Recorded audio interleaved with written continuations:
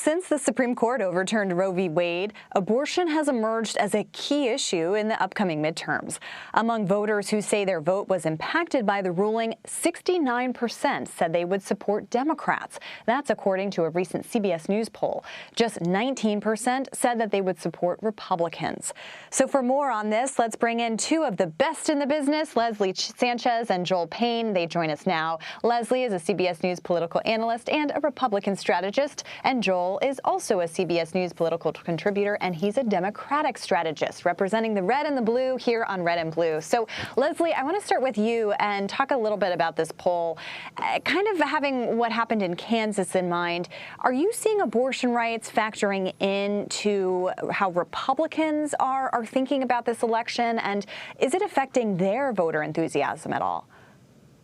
It's an interesting question, Caitlin. It's very complicated. I mean, you reported really well on Kansas and the dynamic that it had a direct effect on election and certainly on voters' minds.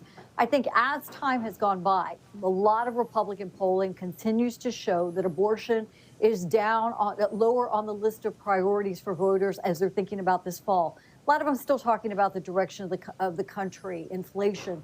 And in terms of a single-minded, a single-focused voter who says it's abortion, you're seeing more white women, college-educated white women, certainly suburban women. That is nothing new. What's interesting about it is Republicans are in an interesting spot because just some of our internal polling as well will show that they don't necessarily want to make this a priority in terms of turnout, but they're very concerned about the direction. There is a split, even though you have a very pro-life constituency within the Republican base. There are a lot of women who really kind of are conflicted about this broadening approach on their individual rights. So I think Republicans have to be very careful about activating those women against them or activating more Democratic women. That's really interesting. And that may explain why we've seen some Republican candidates start to kind of temper the way that they're talking about abortion. Joel, what's interesting here is that, talking about Kansas, you had over 70% of newly registered voters in Kansas a week after the overturning of Roe. They were women. And according to the New York Times, and Democratic turnout, of course, helped that anti-abortion referendum there. But how can Democrats kind of keep up this momentum going into races? Because we still have a couple of months before the midterms. Well, Caitlin, to that point, there were women, but I'd also ask, where were those women from? A lot of them were from the suburbs. They were from those bedroom communities outside of the big cities. Those are the places where both parties are going to be so competitive for votes. And I think that's why it's so important that those voters showed up. Those were the people who were the majority makers, the difference makers, so to speak. What's interesting to me is I kind of back off of, just the micro and look at the macro is where the conversation is being had. It would be a much better political position for Republicans to talk about where in the pregnancy you should be having the conversation about abortion. Should it be 12 weeks, 15 weeks, 20 weeks, as opposed to no exceptions versus rape and incest obsessions. And I think the types of candidates and the types of energy that's fomenting on the Republican side of the ballot, it really is politically favorable to Democrats because they are demonstrating kind of an extremist strain of conservative thought on abortion that's favorable politically to Democrats. And I think that's really the story here is that the conversation is being had on the part of the political playing field that's more favorable to Democrats right now. You still have a lot of women in this country, by the way, who are feeling very insecure about their reproductive rights. But I will say in terms of the politics of this, right now it seems like Republicans have overreached and they're the dog that caught the car. Yeah, I mean, Leslie, kind of picking up on that point and the politics of all this and kind of going to the polling, the internal polling that you said that Republicans have been looking at. I mean, it's interesting. I mean, one story in the LA Times pointed to the number of Republicans in California's congressional district that have kind of been downplaying their anti-abortion stances. We've seen that in a couple of other races as well.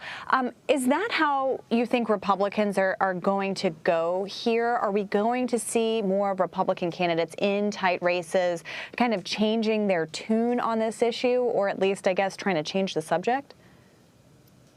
Maybe change the subject, Caitlin. So it really depends where those races are. If you're looking at very red states, with red, up and down the ballot in terms of state leadership, they're going to be much more vocal. And traditionally, the line is Republicans talking about being pro-life. And supporting the sanctity of life and protecting it. And they want any types of restrictions to be handled in the state. You see consistency on that message. Where the inconsistent part, or the part that they are less likely to talk about, is when it comes to this, what Joel is talking about, this broader reach that is becoming the national conversation, a very broad brushstroke. And particularly Republican women, do not feel comfortable with that. As I said before, they're conflicted on it. They don't know how broad, and it would come down to the certain circumstance that can only be outlined in their individual state legislature. So for that reason, Republican, I think, candidates in those very competitive areas are smart to look at issues that are more top of mind and that voters are more interested in speaking about, particularly in this case, they're going to move to the economy. Yeah, that's a really important point, too, about it depends where they're running. Joel, we've seen that 77% of Democratic voters in our poll said that abortion rights were, quote, very important in their vote for Congress.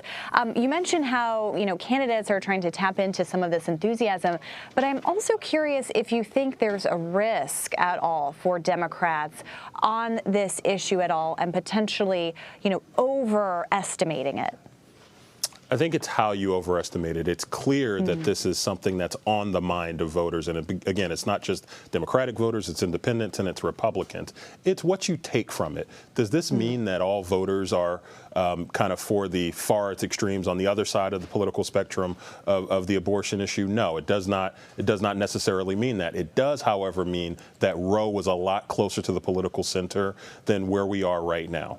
The center right now is far upstream from where the rest of the American public is, and I think that folks are, demonstrating some discomfort, right, with a post-Roe reality of what it means to be a woman in this country and what it means for your reproductive rights. And by the way, the party that owns the issue right now are Republicans, and that's not a good thing because they're responsible for it because they won not the culture war, but they won the political war. They won the political war. They are responsible for this issue, and they are being held responsible right now in public discourse. Yeah, and it's interesting to see some of them talk about ways in which their states just aren't prepared to handle kind of the consequences of this. And maybe we'll watch to see if they introduce legislation that addresses some disparities in their state on women and children and that sort of thing. But still a long time to go before those midterm elections, and we know the economy is still front and center. Leslie Sanchez and Joel Payne, always a pleasure to see and talk to you both. Thank you so much for joining us. Thank you.